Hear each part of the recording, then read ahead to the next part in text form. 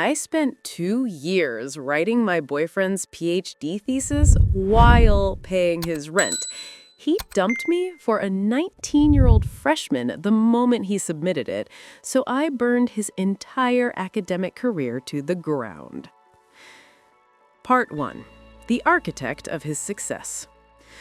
I, 27 female, didn't just date Mark, 29 male.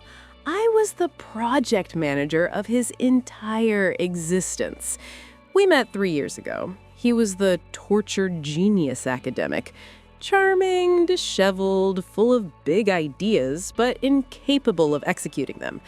I fell for the potential, not the reality. For the last 2 years, our apartment was a war zone of his anxiety. He wasn't just stressed, he was paralyzed.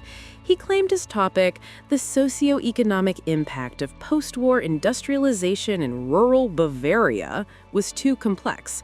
He stopped writing, he stopped sleeping, he stopped paying his share of the rent because his stipend wasn't enough, though he always had money for craft beer and new skins in Call of Duty.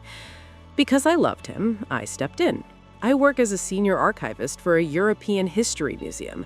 I read German fluently. He struggles to order a pretzel. It started small, checking grammar, then organizing notes. 6 months ago, it became a full takeover. I would come home from a 9-hour shift, make him dinner while he complained about his mental block, and then I'd sit at his desk until 3 a.m. I wrote every single chapter. I crafted the hypothesis. I built the data models. Here is the key detail. To make his thesis stand out, I used my professional credentials to access physical archives of German trade journals from 1952 to 1958. These documents have never been digitized. They don't exist on the internet. You can't find them on Google Scholar.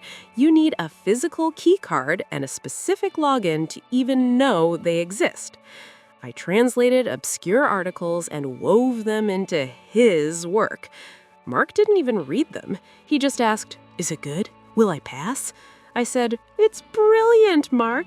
You're going to be a star." Part 2. The discard. The timeline is important here. Monday, I finalize the formatting. I print the draft. My eyes are burning from lack of sleep. Tuesday, he submits the thesis. He cries in my arms. He tells me, "I'm going to dedicate this to you. You saved my life." Wednesday, he goes out for drinks with the boys to celebrate. He doesn't come home until 4 a.m. Thursday, the text message comes. I was at work, smiling, looking at engagement rings online because I thought we were finally moving to the next stage. Then my phone buzzed. "Hey, I've been doing a lot of thinking. Now that the PhD is done, I feel like I've evolved. The stress of the last few years was toxic, and I associate you with that stress. I need a fresh start to celebrate my success. I've met someone who matches my new vibration." Her name is Sophie. She's a freshman, so she has this raw, unjaded energy that I need right now. It's over. Please have your things packed by the weekend. I didn't cry immediately. I threw up. He was kicking me out of the apartment I paid for? I went to Instagram. He hadn't blocked me yet. There was a story posted 20 minutes ago. It was a video of him at a bar, his arm around a girl who looked like she barely graduated high school. They were clinking glasses. The caption read, "Dr. Mark almost, finally free from the dead weight. New life starts now." I zoomed in. The girl, Sophie, was wearing my scarf, the one I left in his car. That was the moment the sadness evaporated. The rage that replaced it was cold, surgical, and absolute. Part 3. The nuclear option. He made a fatal calculation. He assumed that because I was the nice, supportive girlfriend, I would go quietly. He forgot that I am an archivist. I keep receipts. I knew he hadn't read the thesis. I knew he couldn't speak German, and I knew he was arrogant. So I spent the weekend moving out, But before I left, I sat down at my computer one last time. I didn't hack anything. I didn't lie. I simply compiled a document. I created a side-by-side comparison. Column A, excerpts from Mark's thesis. Column B, the original German text from the obscure 1950s journals I used. Column C, my English translation of those journals. The similarities were undeniable. Because I wrote both, the flow of logic was identical. To an outside observer who doesn't know I ghostwrote it, it looks like Mark found these obscure German texts, translated them, and stole the ideas without citing them to make himself look like the genius discoverer. Without proper citation, it's not research, it's plagiarism. I sent a package to the dean of the department, the ethics committee, and, just for fun, his academic advisor, who always looked down on me. The cover letter was anonymous.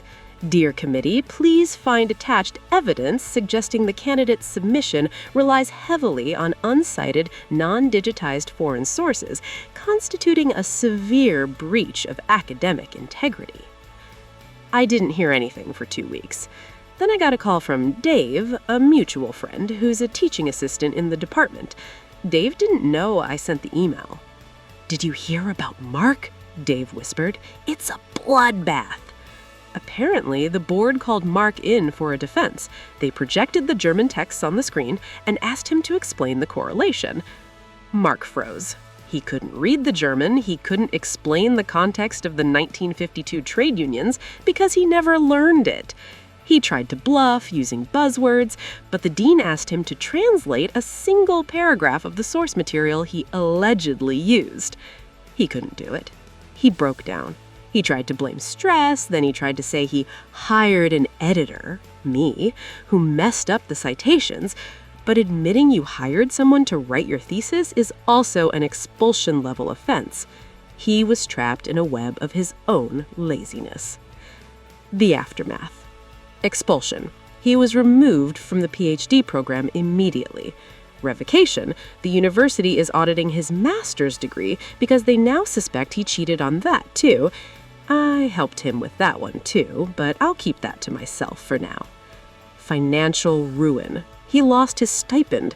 Since he is no longer a student, his student loans, totaling $100,000, are no longer deferred. The banks are calling. Sophie. Dave told me Sophie dumped him the moment the scandal broke. Apparently her fresh, unjaded energy didn't vibe with dating a disgraced academic fraud who is now working as a barista at the campus coffee shop. Yesterday, I got one final email from him. Subject? Why? Body? You ruined my life. I know it was you. How could you do this to someone you loved?